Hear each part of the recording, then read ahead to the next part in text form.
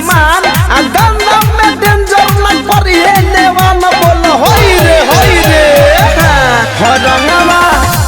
हमें नाही डालम हमके माफ करो हा पहिले जंगला के जंगल भौजी साफ करो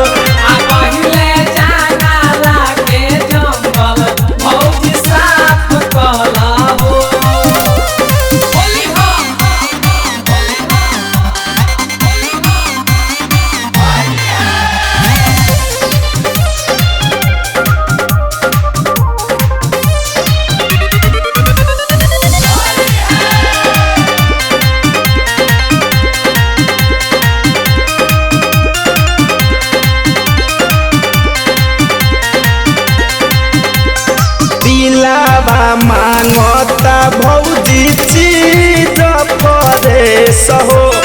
चीज फरेस भौजी चीज फरेस हो चोक पीछ करिया के लागे नहीं ठेस हो लागे नहीं ठेस भौजी लागे नहीं ठेस हो कहिए से करत रही पलान कहिए से करत रही पलान मिलल बा मौका रंगम दलान बोल होई रे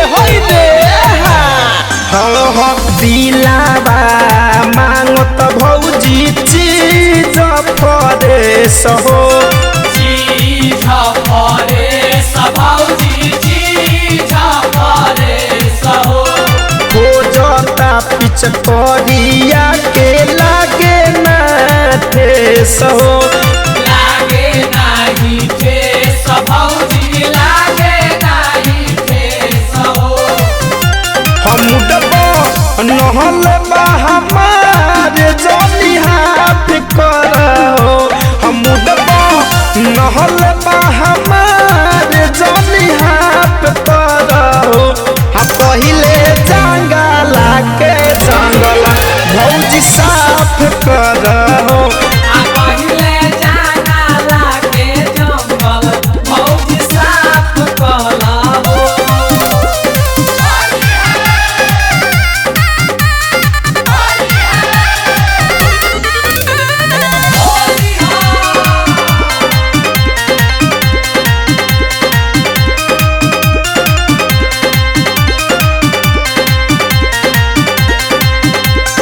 धनंजय के बात मान लो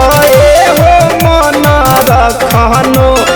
एहो मन रखनो एहो मन रखनो राजू बाबू धन के चिखाव तू चखनो चिखाव तू चखनो चिखाव तू चखनो हरे राम धड़कन के दे दो ऑर्डर हरे राम धड़कन के दे दो ऑर्डर सारा कचरा के हो जाई मर्डर बोला होई रे धनंजय के बात मान लो हो मन रखनो एहो मन रखनो एहो मन रखनो राजू बाबू धन के चिखा तू चखनो चिखाव तू चखनो चिखाव तू चखनो है अपना लहुरा देवरवा के इंसाफ करो है अपना लहुरा देवरवा के इंसाफ करो हा पहिले जंगला के जंगल भौजी साफ करो